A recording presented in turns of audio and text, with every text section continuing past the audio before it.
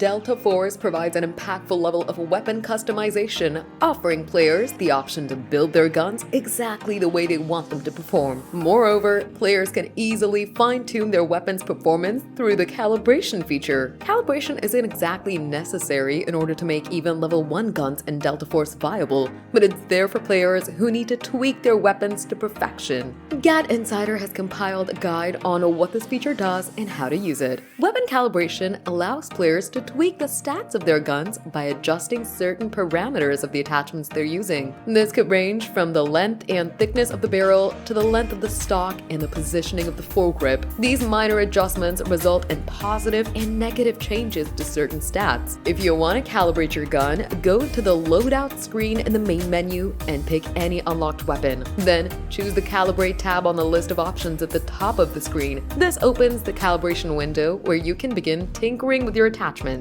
Select any attachment and move the parameter sliders as you see fit. To get the most out of weapon calibration, it's preferred to tune multiple attachments to favor one stat. It's important to note that there are no limitations on how many attachments you can calibrate, but be careful not to overburden your gun with negative stat penalties. For the majority of weapons in Delta Force, you can go wrong with bumping up the extra control stat. It reduces the kick of your gunshots ever so slightly, making it simple to hit multiple bullets in a spray or bust. You can tune this stat on foregrip, rear grip, and stock attachments.